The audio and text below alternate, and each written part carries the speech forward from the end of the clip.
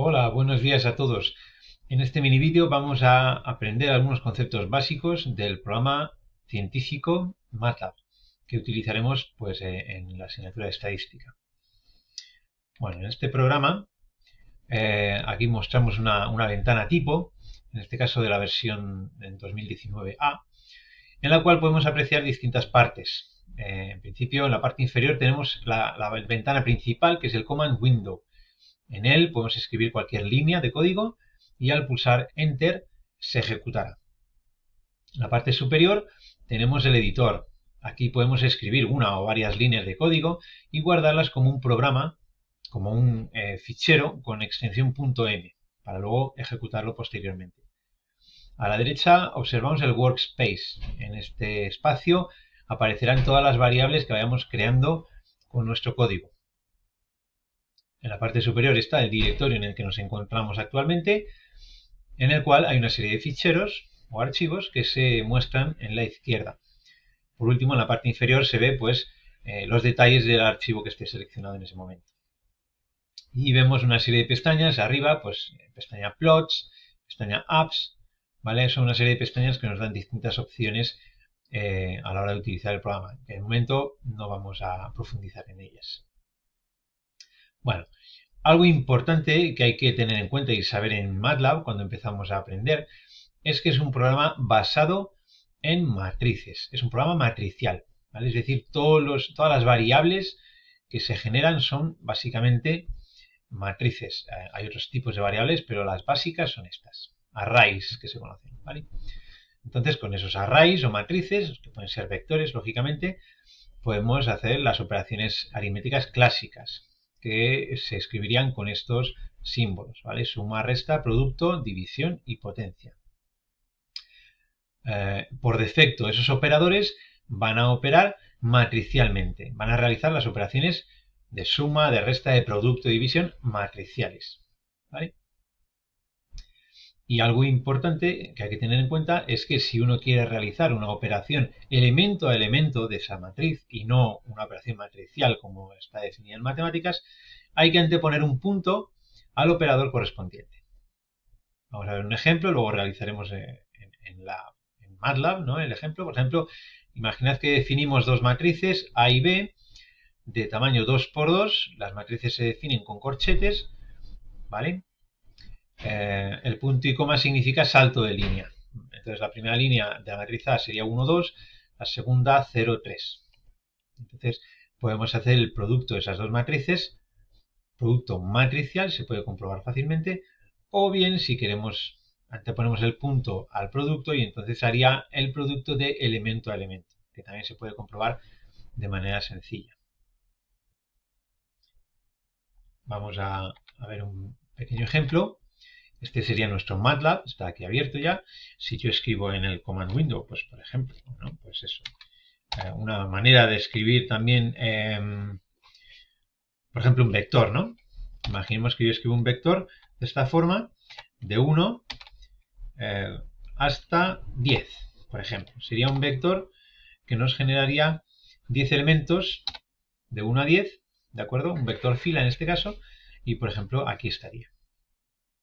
Si yo genero ahora un vector, por ejemplo B, llamémosle, otra manera de generar vectores, ¿no? Con la función namespace, en la cual ponemos también el valor inicial, vamos a ponerle por ejemplo 5, valor final, por ejemplo 15, y el número de elementos, vamos a poner pues 10, ¿vale? Pues estos serían nuestros 10 valores entre 5 y 15, ¿vale? Bueno, pues si yo ahora cojo, vemos aquí en el workspace que las dos variables son vectores fila.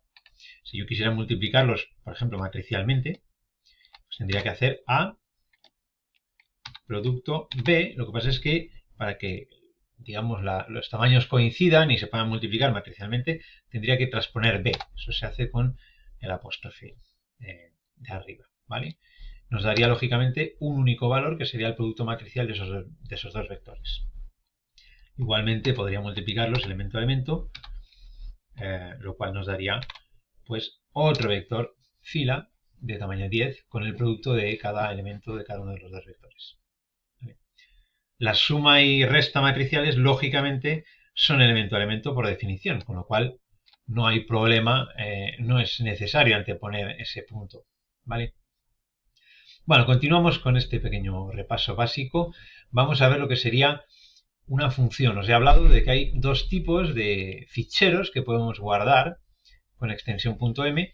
Uno es un script y otro es una función. Bueno, los scripts son un conjunto de líneas de código que se ejecutarán una detrás de otra tal cual están escritas.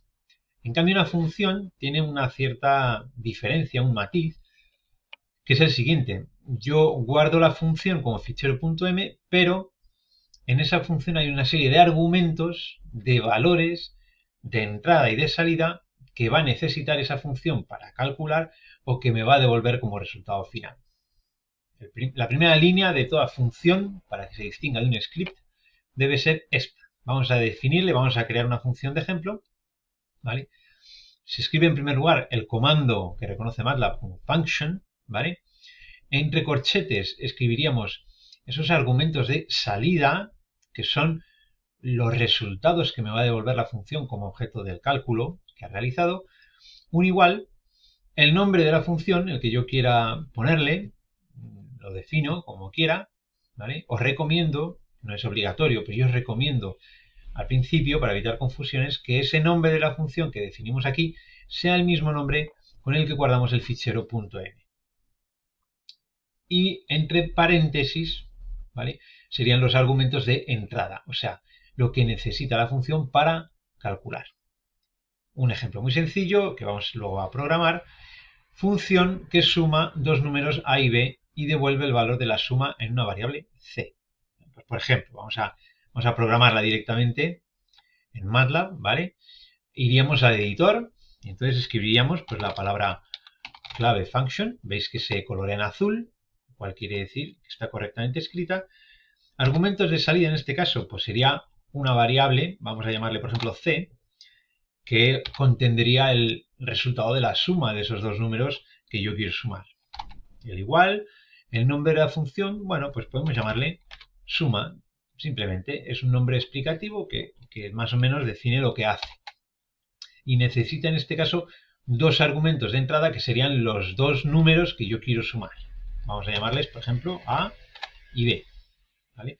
Un comentario interesante es que MATLAB diferencia entre mayúsculas y minúsculas, con lo cual hay que tener cuidado cuando yo escriba los nombres de las variables, que no confunda mayúsculas y minúsculas y entonces no reconozca MATLAB los nombres.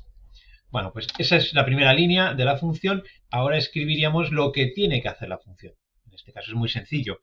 Tiene que sumar A y B y devolverlo en un valor C. Bueno, pues eso se escribiría C igual A más B. ¿Vale? Si yo pongo un punto y coma al final de cada línea, que es recomendable, el resultado de esa ejecución de esa línea no se mostrará en el command window. Si yo quisiera que se mostrara, quitaría el punto y coma. Bueno, pues ya está. Esta sería nuestra función. Podemos finalizar con end o no. Tampoco es imprescindible en la definición de funciones, pero bueno, es una buena práctica. ¿Vale? Guardaríamos. Veis que pone aquí untitled. Vamos a guardarla. ¿De acuerdo? Vamos a guardar este fichero. Perdonad que baje un poquito aquí. Lo guardaríamos. Perdón, está aquí el botón de guardar. Lo guardaríamos, por ejemplo, en este directorio actual como suma. ¿Vale? Y veis que aparece aquí ese fichero, suma, que acabamos de crear, para llamar a esa función, para ejecutar esa función desde el command window o desde cualquier otro programa del editor. Yo simplemente tengo que hacer lo siguiente. Tecleo el nombre de la función y meto dos valores en los argumentos de entrada. Por ejemplo, 3 y 4. Si doy a Enter, se va a ejecutar esa función y va a devolverme la suma de esos dos valores. ¿Vale? Un pequeño detalle: si yo, veis, podemos recuperar las órdenes anteriores con las flechas del cursor arriba y abajo, ¿vale? Para no tener que reescribir.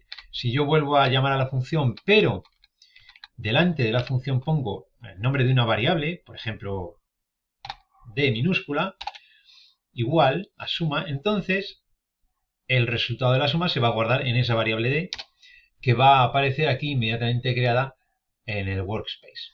¿Vale? ¿Veis la variable ans? Esa variable ans es la variable por defecto de MATLAB donde se guarda siempre la última operación que se realiza. ¿Vale? Bueno, pues esto sería un poco en cuanto a las funciones. Este es el mismo ejemplo que ponemos aquí en la diapositiva. Bueno, como os he dicho, se aconseja guardar con el mismo nombre que se defina en la primera línea de la función para evitar confusiones. Bueno, hay muchas funciones predefinidas en MATLAB. Vamos a ver las más importantes matemáticas, o por lo menos las que nos van a servir a nosotros en el curso de estadística. Por ejemplo, las básicas: exponencial e elevado a x, logaritmo de x, logaritmo en base 10. Logaritmo sin más, log, es logaritmo neperiano, ¿vale? Valor absoluto, raíz cuadrada, factorial. Las trigonométricas, seno, coseno, tangente, secante, cosecante y cotangente. Algunas constantes, por ejemplo el número e, pues es exp1, ¿vale? E elevado a 1. El número pi se escribe con minúscula y la unidad imaginaria es i minúscula, por defecto.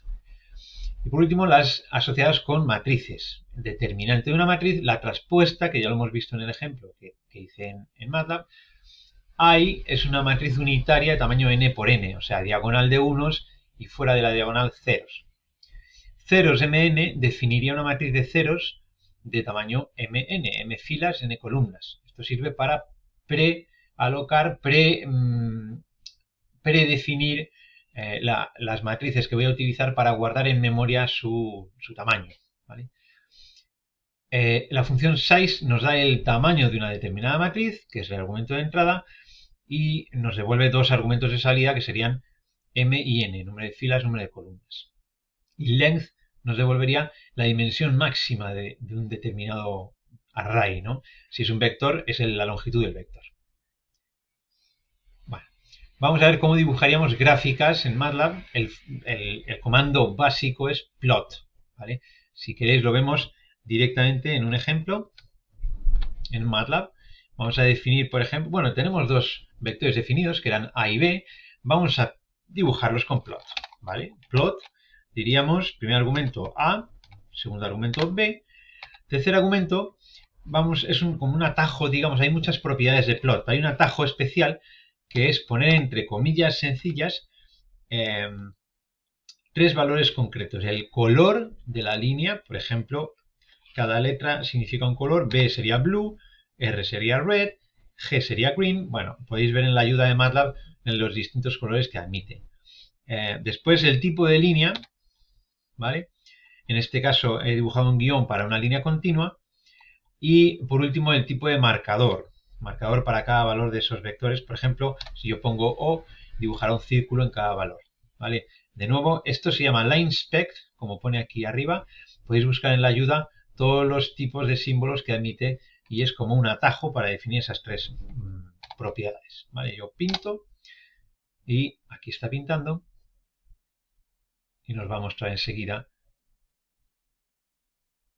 Eso es, esa curva, bueno, pues sale una recta lógicamente porque eran vectores linealmente espaciados, ¿no? Con circulitos en cada valor de esos vectores y en color azul, con línea continua, ¿vale? Bueno, pues eso era ese pequeño ejemplo de plot. Ya digo, lo suyo es acudir a la ayuda y ver todas las propiedades que se pueden poner. Veis aquí también que hay una serie de cosas, el título, las etiquetas de los ejes o los límites de los ejes se pueden definir también mediante esas funciones, ¿vale? Este es otro pequeño ejemplo, x al cuadrado sería la parábola entre 0 y 10, ¿vale? Bueno, pues estas eran las cosas más básicas que quería contaros en este primer vídeo para introducirnos con el manejo de MATLAB. Nos vemos en el siguiente vídeo. Un saludo.